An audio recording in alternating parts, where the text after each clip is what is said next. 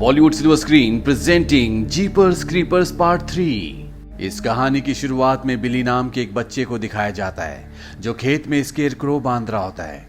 तभी उसे एहसास होता है कि उसके बगल में जो स्केयर क्रो है वो कुछ अजीब है। वो उसके पास जाता है और उसे ध्यान से देखता है और तभी उसका पंजा हिलता है। बिली समझ जाता है कि ये स्केयर क्रो नहीं है। वो चिल्लाते हुए उस जगह से भागना शुरू करता है। पास ही में काम कर रहे उसके भाई और उसके पिता उसकी आवाज सुन लेते हैं और वो भी बिली की तरफ भागना शुरू करते हैं। पर इससे पहले कि वो बिली तक पहुंचते, वो दरिंदा जो स्केयर क्रो बनकर खेत में खड़ा था वो बिली को उसके भाई और उसके पिता की आंखों के सामने उठाकर ले जाता है। ये दरिंदा जो बिली को उठाकर ले गया है ये हर 23 साल में 23 दिनों के लिए जागता है और आज इसे जागे हुए 22 दिन हो चुके हैं, यानी कि इसके पास एक और दिन है। अगली सुबह एक स्कूल बस को दिखाया जाता है जिसमें बास्केटबॉल के प्लेयर्स और कुछ चीयर लीडर्स होती हैं। ये वही बस होती है जिसमें एडिसन का दोस्त बर्डी पिछली कहानी में अपने स्कूल की टीम के साथ बास्केटबॉल मैच खेलने के लिए निकल गया था। ये सब के सब एक सुनसान हाईवे से जा रहे होते हैं और तभी इनकी बस का टायर फट जाता है। लेडी बस ड्राइवर और कोच नीचे आकर टायर को देखते हैं। वो देखते हैं कि उनके टायर में एक शॉरिकन गड़ा हुआ है। शॉरिकन एक पुराने जमाने का हथियार है जिसे लोग हाथ से बनाया करते थे और जब वो उस शॉरिकन को देखते हैं तो उसके बीचों बीच इंसान का एक दांत होता है। ये सब के सब बस के अंदर आ जाते हैं। इन्हें बस का टायर चेंज करने के लिए किसी को बुलाना होगा, पर इस जगह किसी को ढूंढ पाना बहुत मुश्किल है। और तभी रेडियो पर खबर आती है कि इसी हाईवे पर सदियों पुराना एक चर्च है जिस पर 300 से ज्यादा लाशें मिली हैं।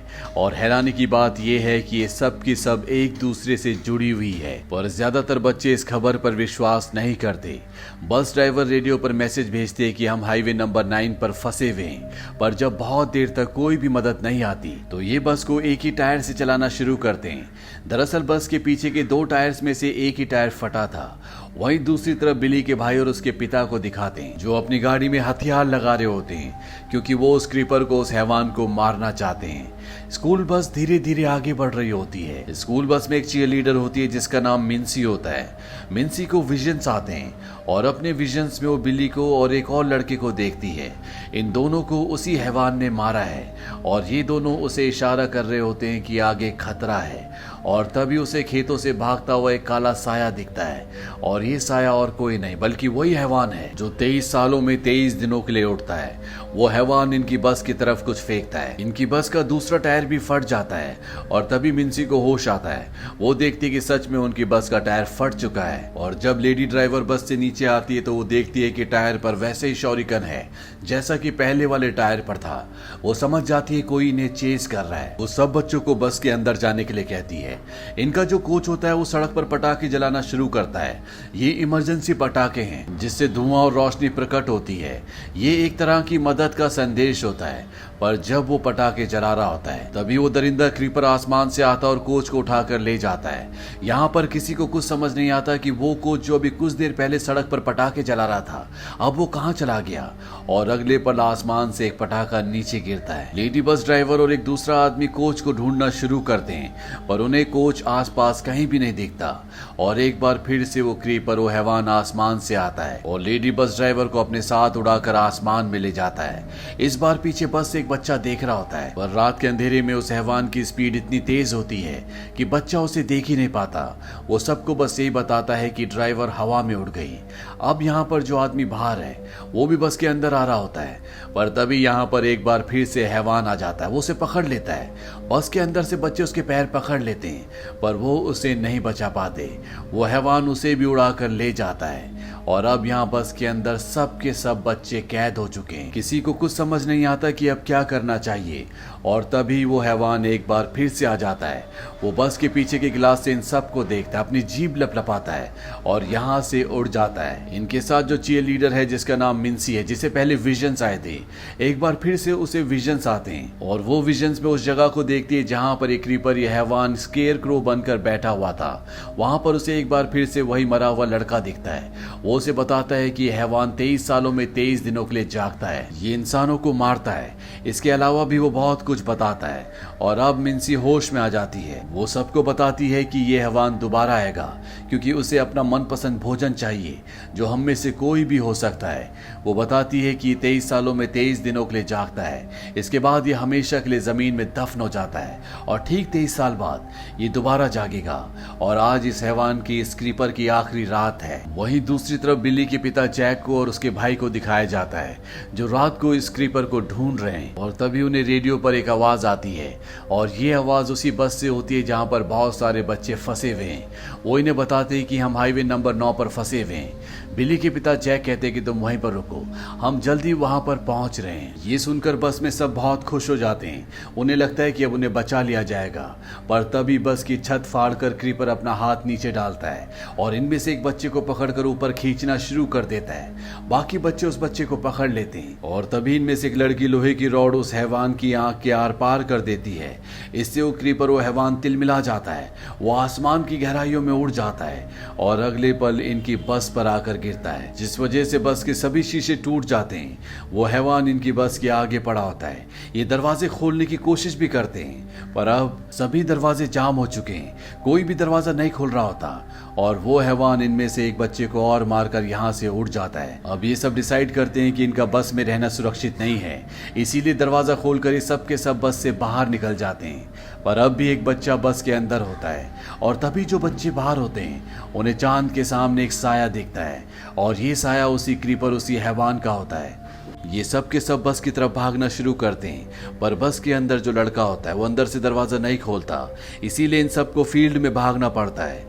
और वो हैवान जो अभी आसमान में उड़ रहा था वो इनका शिकार करना शुरू करता है। वो इनमें से कुछ को अपने शॉरिगन से मार देता है, बाकी के सब इधर उधर हो जाते हैं। और अब यहाँ पर बिली के डैड जैक और उसका भाई भी आ जाते हैं। उन्हें एक लड़की मिलती है। वो उससे पूछते क्या तुम उसी बस में थी जहाँ से हमें मैसेज आया था? वो लड़की कहती कि हाँ, पर अब वहाँ जाने का कोई फायदा नहीं है, वहां से सब भाग चुके हैं। वैसे भी उस दरिंदे को मारना नामुमकिन है।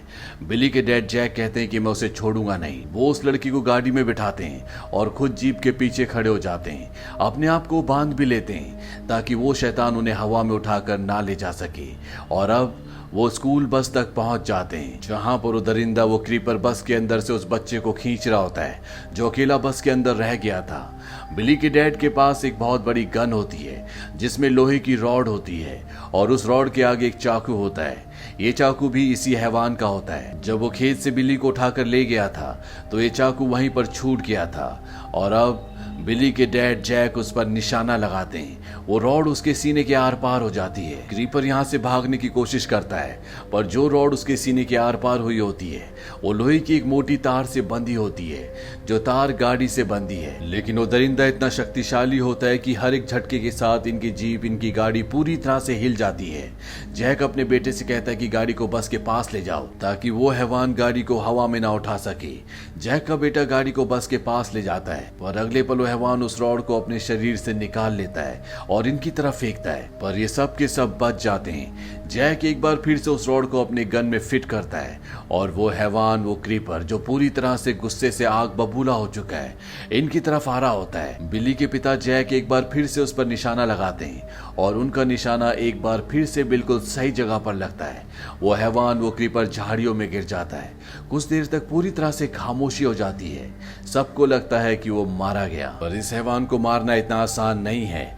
अगले पल वो आसमान की तरफ उड़ना शुरू कर देता है और इनकी गाड़ी भी आसमान में उठना शुरू हो जाती है। पर इससे पहले कि इनकी गाड़ी पलटती, जैक और उसका बेटा गाड़ी से उतर जाते हैं। वो हैवान उस जगह से निकल जाता है।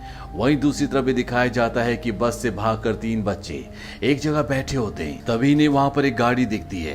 जब ये तीनों गाड़ी के पास जाते हैं तो देखते हैं कि चाबी उसी के अंदर होती है। पर इससे पहले कि ये गाड़ी के अंदर बैठते, वो क्रीपर, वो हैवान इनकी तरफ आना शुरू हो जाता है। इसीलिए इनमें से एक को गाड़ी के पीछे बैठना पड़ता है और वो हैवान उसे मारना चाहता है, पर उसके पास एक गन होती है। वो उससे उस क्रीपर पर कई गोलियां भी चलाता है, पर इसे मारा नहीं जा सकता।